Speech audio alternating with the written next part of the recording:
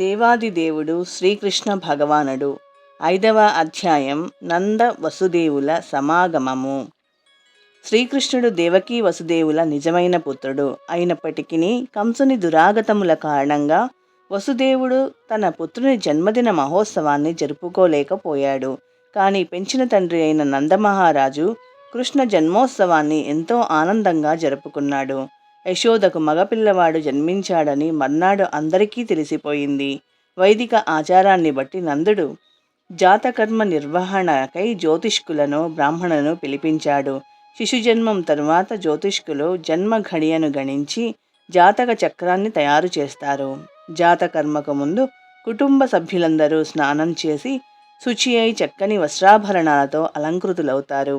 తర్వాత శిశువు భవిష్యత్తును గురించి జ్యోతిష్కుని నుండి వింటారు. నందాదులు కూడా చక్కని వస్త్రధారణ చేసి సూతికాగృహం ముందు కూర్చున్నారు. ఆ సందర్భానికై విచ్చేసిన బ్రాహ్మణులు అప్పుడు వేద మంత్రోచ్చారణ చేశారు.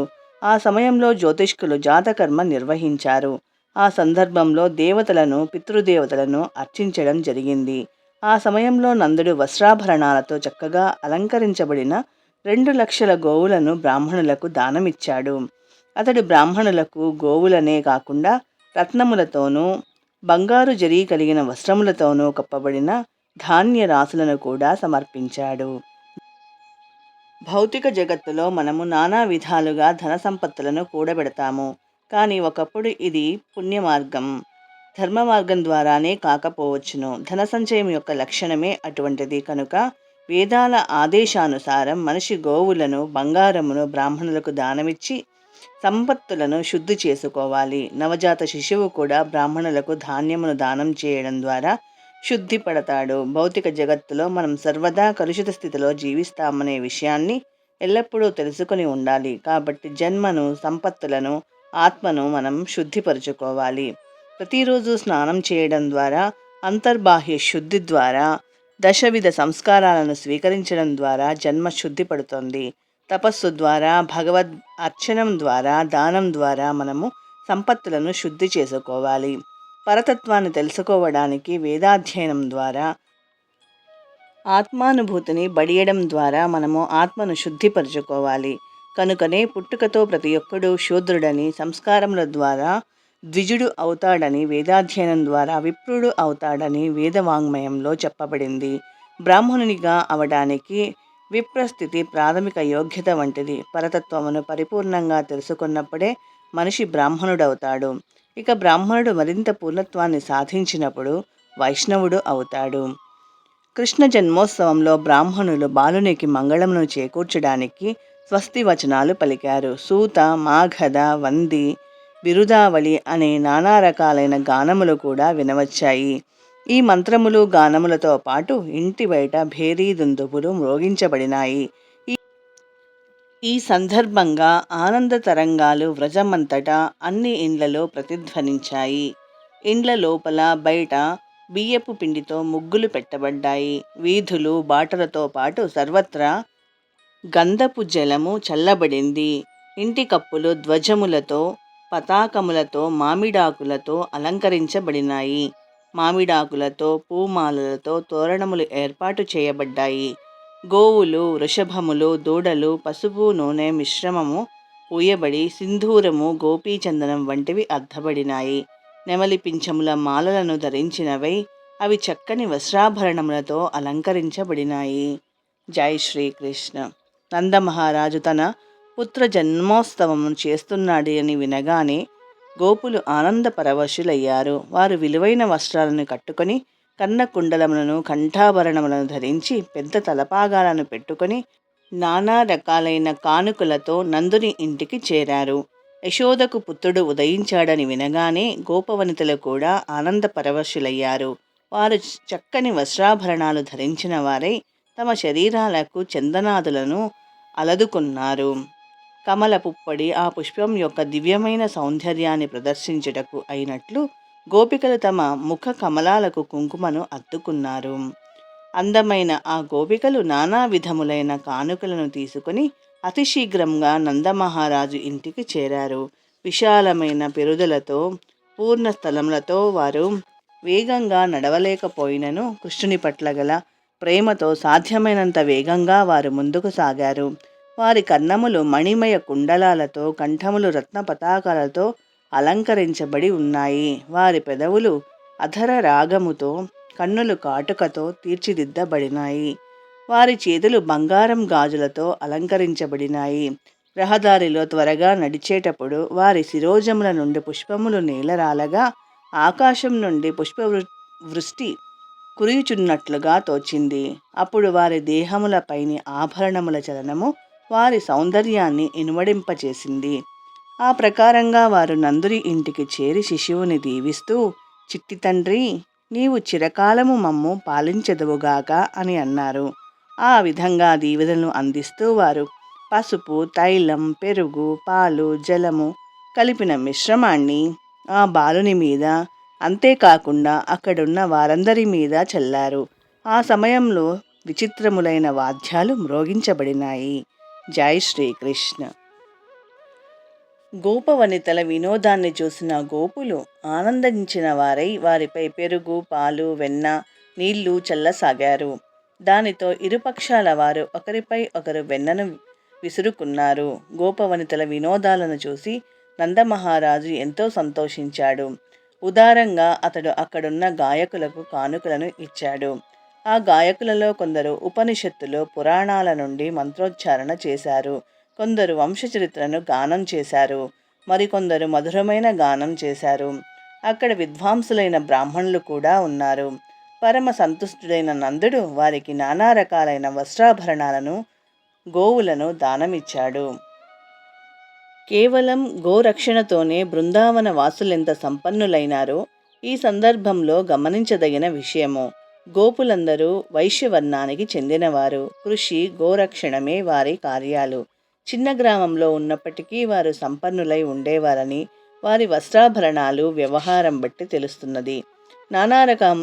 నానా రకాలైన పాల పదార్థాలు వారి వద్ద ఎంత పుష్కలంగా ఉండేవి అంటే, ఎటువంటి నిర్బంధం లేకుండా వారు వెన్నను ఒకరిపై ఒకరు విసురుకున్నారు. పాలు, పెరుగు, వెన్న, పాల పదార్థాలే వారి సంపద. వ్యవసాయోత్పత్తుల విక్రయం ద్వారా వారు నానా రకాలైన వస్త్రాభరణ సంపదను పొందారు. వీటన్నింటినీ కలిగి ఉండడమే కాకుండా వారు వాటిని ఉదారంగా దానం కూడా చేసేవారు. నందమహారాజు కూడా అదే విధంగా చేశాడు. జై శ్రీకృష్ణ.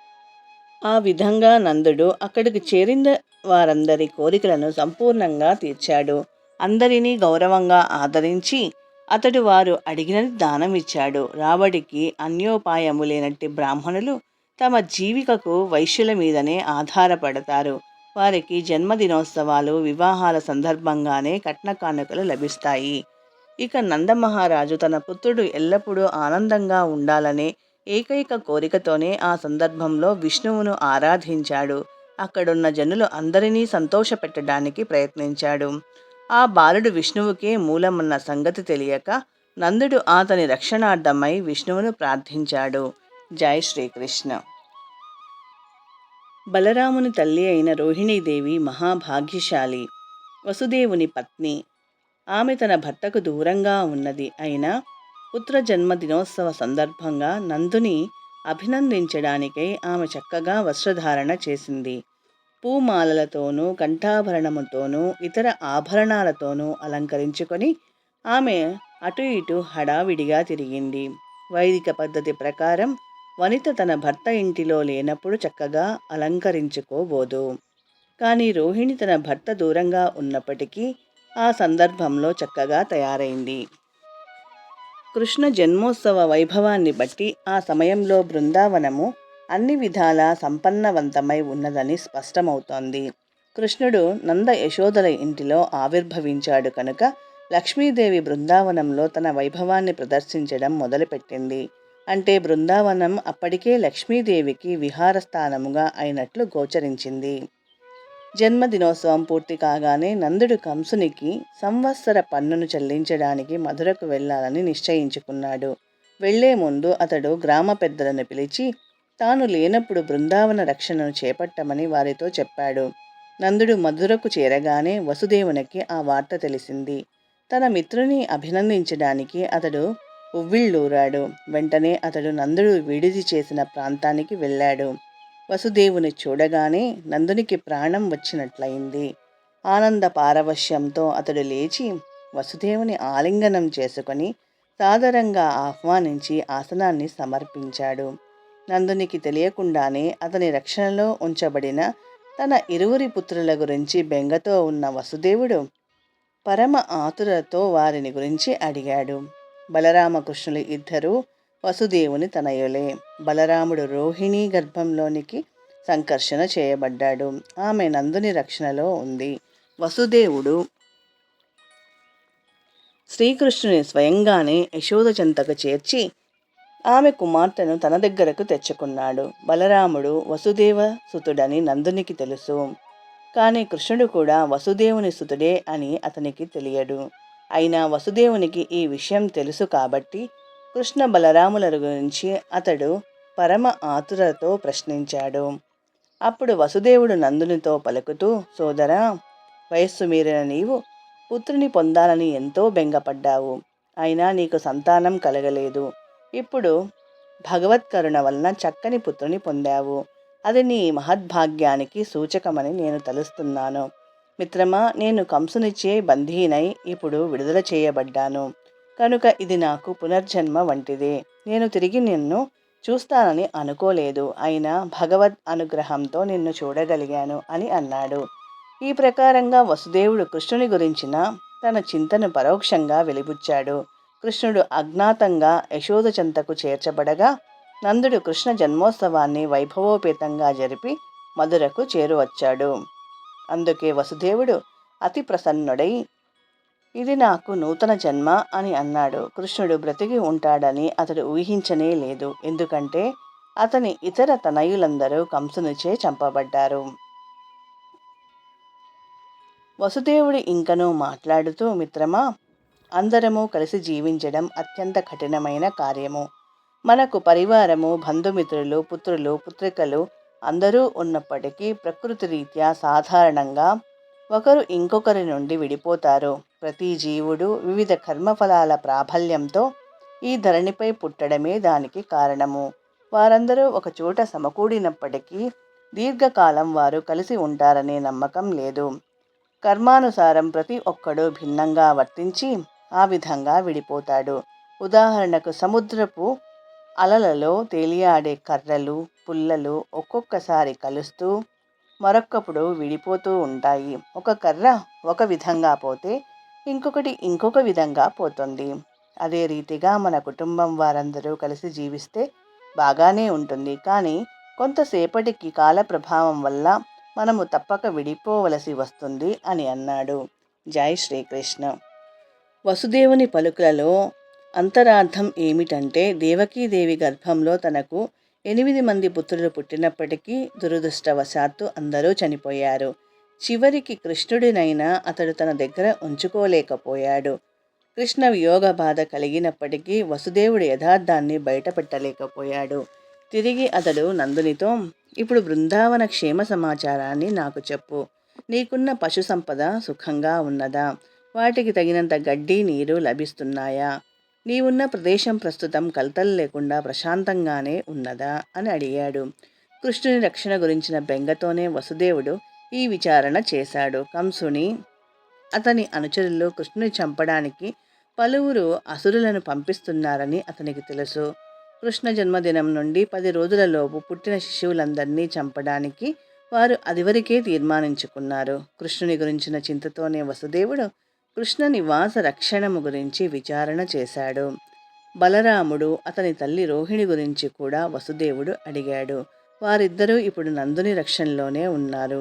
బలరామునికి తన నిజమైన తండ్రి ఎవరో తెలియదని నందునికి గుర్తు చేస్తూ వసుదేవుడు అతనితో, బలరాముడు నిన్నే తండ్రి అని అనుకుంటున్నాడు. ఇప్పుడు నీకు ఇంకొక పిల్లవాడు కలిగాడు. ఆ ఇద్దరినీ నువ్వు జాగ్రత్తగా చూసుకుంటావని భావిస్తాను అని అన్నాడు. వసుదేవుడు నందమహారాజు యొక్క పశుగణ క్షేమం గురించి అడగడం ఎంతో ప్రధానమైన విషయము. పశువులను, ముఖ్యంగా గోవులను స్వంత సంతానంలాగా రక్షించాలి. వసుదేవుడు క్షత్రియుడు, నందుడు వైశ్యుడు. పౌరులకు రక్షణము ఇవ్వడం క్షత్రియుల బాధ్యత. గోగణ రక్షణ వైశ్యుల బాధ్యత. పౌరులకు అన్ని విధాలైన రక్షణను ఇచ్చినట్లే గోవులకు కూడా పూర్తి రక్షణను ఇవ్వవలసిన అవసరం ఉన్నది. జై శ్రీకృష్ణ. బంధువులు, దేశములు, సమస్త మానవాళి సక్రమంగా నెలకొనినప్పుడే ధర్మార్థ కామములు సజావుగా సాగుతాయని వసుదేవుడు అన్నాడు.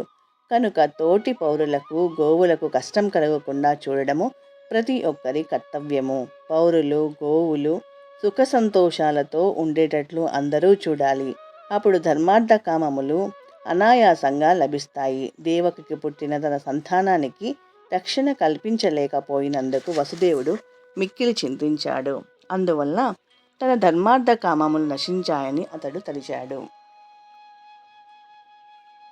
వసుదేవుని మాటలను విని నందుడు అతనితో, వసుదేవా, దేవకికి పుట్టిన నీ పుత్రులందరినీ క్రూరుడైన కంసుడు వధించిన కారణంగా నీవు చింతాగ్రస్తుడవై ఉన్నావని నాకు తెలుసు. నీ చివరి సంతానం పుత్రికే అయినప్పటికీ కంసుడు ఆమెను చంపలేకపోయాడు. ఆమె దివికి వెళ్ళిపోయింది. మిత్రమా, శోకించకు. అగోచరమైన కర్మఫలం వలననే మనమందరము నియంత్రించబడి ఉన్నాము. ప్రతి ఒక్కడు గత కర్మఫలాలకు లోబడినట్టివాడే. కర్మఫలతత్వాన్ని ఎరిగినవాడే జ్ఞానవంతుడు. అటువంటి వ్యక్తి సుఖమే గాని దుఃఖమే గాని ఏ సంఘటనతోనూ కలత చెందడు అని పలికాడు. అప్పుడు వసుదేవుడు నందునితో పలుకుతూ, నందుడా, ప్రభుత్వ పన్ను చెల్లించడం అయిపోతే వెంటనే వెళ్ళిపో. గోకులంలో ఏదో కొన్ని ఉత్పాతాలు జరగవచ్చునని నాకు అనిపిస్తున్నది అని అన్నాడు. ఈ ప్రకారంగా మైత్రీపూర్వక సంభాషణ పూర్తి కాగానే వసుదేవుడు తన గృహానికి వెళ్ళిపోయాడు. పన్ను చెల్లించడానికి మధురకు వెళ్ళిన నందాది గోపులు కూడా ఇంటికి తిరిగి బయలుదేరారు.